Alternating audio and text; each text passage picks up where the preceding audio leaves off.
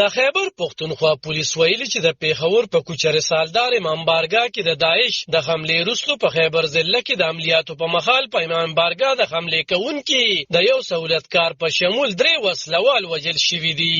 د تیر جمعې پرواز په امام بارګاه د ځانمرګي برید ذمہواری داعش خراسان ډلې منلې ده. په حمله کې د وژل شوو کسانو شمیر 4 ته رسیدلې دي. د حملې نه یو ورځ وروسته پولیسو ویل چې د حملې سہولتکار یې نیولې دي او د نورو د نیولو لپاره عملیات دوام لري. چهارشنبه پرواز پولیسو ویل چې په خیبر ضلع کې د عملیاتو په مخال 3 وسلوال چې یو پکې په امام بارګاه کې د ځانمرګي برید کوونکي سہولتکار وژل شوی دی. د خیبر پښتونخوا وزیر اعلی محمود خان د پیښې وروسته په صوبه کې د عبادت ځایونو د امنیت سختولو امر کړی.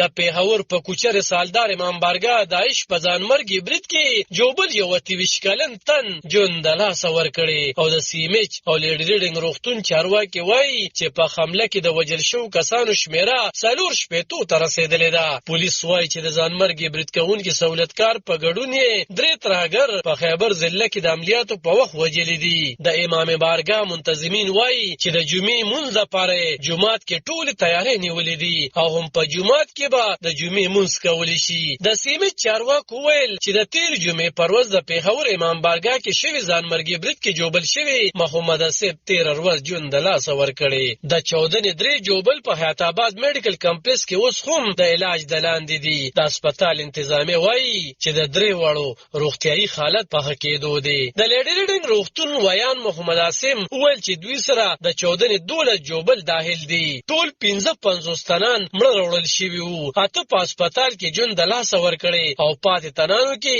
یو په آی سی یو کې داخل دي او د نورو حالت د خطر نه بهر دي. د پیښور امام بارګاه منتظمین وایي چې سبا د جمعې د مانځه لپاره تیاری مکمل کړي. یو منتظم اماد نقوی ویل چې حوصله اوچتې دي او په امام بارګاه کې به د معمول په سیر د جمعې مونځ ادا کولی شي. شیعه عالمانو د اتوار پرواز پیښور کې احتجاجي مظاهره هم وکړه او د کوټه امام بارګاه نه تر کوچر سالدار امام بارګاه پورې احتجاجي لاریون وکړو او د تحفظ غوښتنه او د وژل شوو تنانو کورنو ته د معاوضې غوښتنه یې وکړه. علب خان شیرپو دلبر نیوز پیښور.